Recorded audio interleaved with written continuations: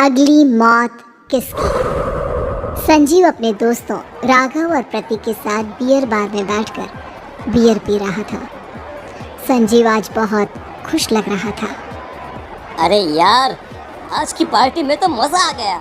तुम दोनों दोस्तों के साथ तो मेरी जिंदगी इतनी अच्छी है कि क्या बताओ कितनी अच्छी है। अरे भाई, अब दोस्ती की है तो जीना मरना सब साथ में। हाँ अरे यार सुनो, जल्दी से एक बियर और ऑर्डर करते हैं ना, एक आखिरी, और उसके बाद ये जश्न यहीं खत्म हो जाएगा। अरे हाँ, क्यों नहीं।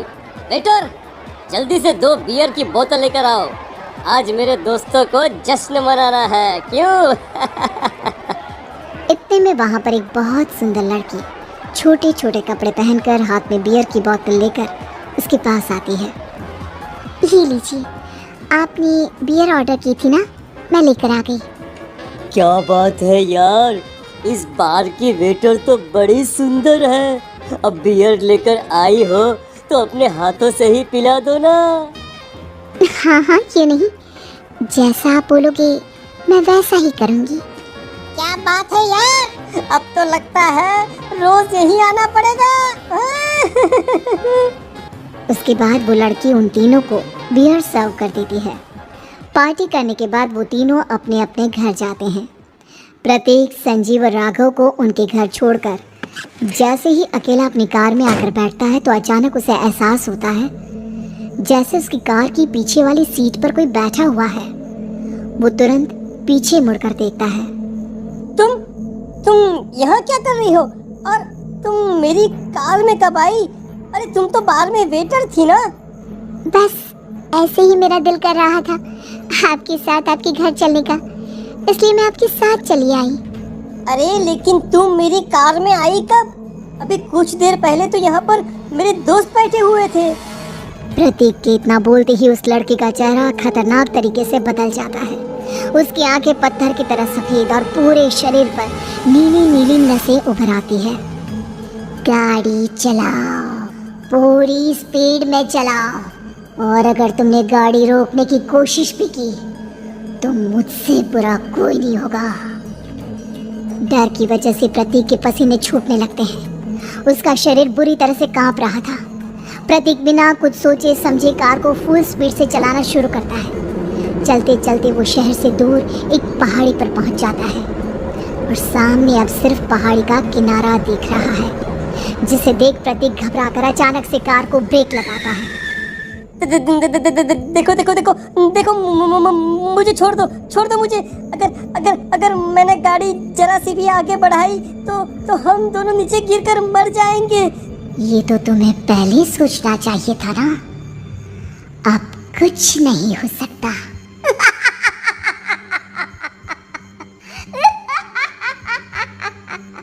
छोड़ दो मुझे। नहीं, प्लीज मुझे छोड़ दो। प्लीज मुझे जाने दो। छोड़ दो मुझे। गाड़ी आगे बढ़ाओ। और तभी अचानक से बिना प्रतीक के स्टार्ट किए उनकी कार आगे बढ़ती है और गहरी खाई में गिर जाती है। उसके चीखने की आवाज़ें चारों तरफ सुनाई देती है।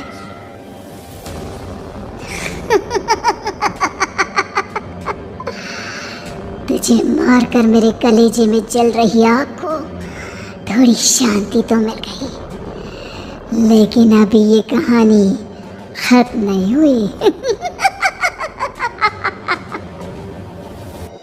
और फिर अगले दिन राघव और संजीव को पता चलता है कि प्रतीक की पहाड़ी से नीचे गिरकर मौत हो गई। अरे कल रात की तो बात है यार, हम सब बैठकर पार्टी कर रहे थे, लेकिन मेरी एक बात समझ में नहीं आ रही।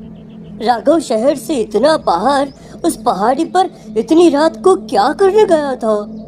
अरे यार, वही सोचकर तो मैं भी परेशान हूँ। हम दोनों को छोड़ने के बाद तो वो सीधा अपने घर जाने वाला था, और वो आत्महत्या क्यों करेगा भाई? कल रात तक वो कितना खुश था, हमारे साथ सेलिब्रेट कर रहा था। हाँ, लेकिन पुलिस ने तो यही कहा है कि प्रतीक ने अपनी कार को जानबूझकर पहाड़ी से नीचे गिरा दिया और आत्महत्या कर ली। अरे यार संजीव, मेरी तो कुछ भी समझ में नहीं आ रहा है। चल ठीक है, अब मैं अपने घर जाता हूँ। Okay, bye. राघव अपने घर में अकेला था। दोपहर का वक्त था। तभी दरवाजे की घंटी बजी। कौन है? अरे 1 मिनट रुको, अभी आता हूँ। राघव ने जैसे ही दरवाज़ा खोला उसने देखा कि सामने एक बहुत खूबसूरत लड़की खड़ी हुई है। कौन है आप और यहाँ किससे मिलने आई है? देखिए ना, बाहर बारिश शुरू हो गई थी, मेरी गाड़ी खराब हो गई है। आपका घर नजर आया तो सोचा कुछ हेल्प ले लेती हूँ। क्यों नहीं, आइए ना, आइए आइए। मेरे कपड़े पूरे भीग चुके हैं, क्या आपके पास टॉवल मिलेगा प्लीज? राघव अपने बाथरूम से एक टॉवल लाकर उस लड़की को देता है। थैंक यू सो मच, अब मैं चलती हूँ। अरे इतनी क्या जल्दी है? आप चाहे तो बारिश रुकने तक यहाँ पर रुक सकती हैं। हाँ। लड़की ने पलटकर राघव की तरफ देखा। नहीं, मुझे जाना होगा, मेरा काम बाकी है।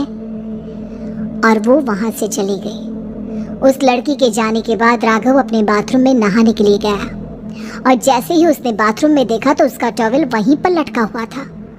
उसने टॉवल हाथ में लिया तो देखा कि उसका पूरा टॉवल खून के धब्बों से सना हुआ है। अरे अरे ये क्या? ये टॉवल तो मैंने उस लड़की को दे दिया था। ये वापस मेरे बाथरूम में कैसे आ गया?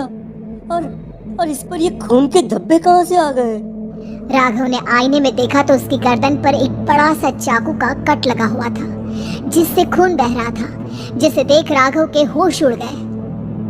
हाँ, अरे ये क्या? मेरी गर्दन इतनी ज्यादा कटी हुई है और मुझे दर्द भी नहीं हो रहा है। ये क्या हो रहा है मेरे साथ? राघव घबराकर बाथरूम से बाहर आया और अपना मोबाइल उठाकर उसने संजीव को फोन लगाया। संजीव जल्दी से मेरे पास आ जाओ। मुझे लगता है कुछ बहुत बड़ी गड़बड़ है, जल्दी आ जाओ। उधर से आवाज आई, लेकिन वो आवाज संजीव की नहीं बल्कि एक लड़की की थी। कुछ अजीब नहीं हुआ है, बस तुम्हारी मौत तुमसे मिलने आई थी और तुम्हें मार कर चली गई। अब तुम इस दुनिया का हिस्सा नहीं हो राघव, इसलिए तुम्हें अपनी गर्दन के कटने का दर्द भी महसूस नहीं हो रहा। नहीं, ऐसा नहीं हो सकता, ऐसा नहीं हो सकता। कौन हो तुम? तुम्हारी मौत। अब संजीव के पास खबर पहुंचती है कि राघव ने अपने ही घर में चाकू से गर्दन काटकर आत्महत्या कर ली। ये सुनने के बाद संजीव के होश उड़ गए। वो पसीने से तरपतर हो गया और एक अनजाना डर अब उसके दिल को सताने लगा। संजीव के साथ ही उसका एक छोटा भाई राजीव भी रहा करता था। अपने भाई को इस तरह परेशान देखकर राजीव उसके पास आया। अरे भैया, क्या हुआ भैया? आप इतने घबराए हुए क्यों लग रहे हैं? प्रतीक और राघव की मौत, मेरा मतलब मेरी कुछ समझ में नहीं आ रहा भाई। अचानक से मेरे दोनों दोस्तों ने आत्महत्या क्यों कर ली? अरे वो तो मेरी भी समझ में नहीं आ रहा है भैया। हाँ, हो सकता है कि कोई परेशानी होगी और इसीलिए उन्होंने ऐसा किया होगा। हाँ, लेकिन दोनों की जिंदगी में एक साथ परेशानी और दोनों का इतनी खतरनाक तरीके से आत्महत्या करना, कहीं ऐसा तो नहीं मैं भी मर जाऊंगा? अरे आप ऐसी बातें क्यों कर रहे हैं भैया? वैसे ही मैं इतना परेशान हूँ। जब से अंजलि ने मेरा साथ छोड़ा है तब से सब कुछ बहुत अजीब सा हो गया है। रोज रात को डरावने सपने आते हैं। ऐसा लगता है जैसे अंजलि बार बार मेरे सपनों में आकर मुझे डराने की कोशिश करती है। अंजलि का नाम सुनते ही संजीव की आंखें फट गई और उसके गले में आवाज अटक गई। उसके चेहरे पर घबराहट साफ नजर आ रही थी।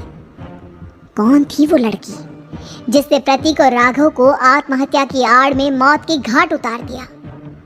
और कौन थी अंजलि जो बार बार राजीव के सपनों में आकर उसे डरा रही थी? अंजलि का नाम सुनकर संजीव इतना घबरा क्यों गया? इन सवालों के जवाब जानने के लिए देखिए इस खतरनाक कहानी का अगला भाग।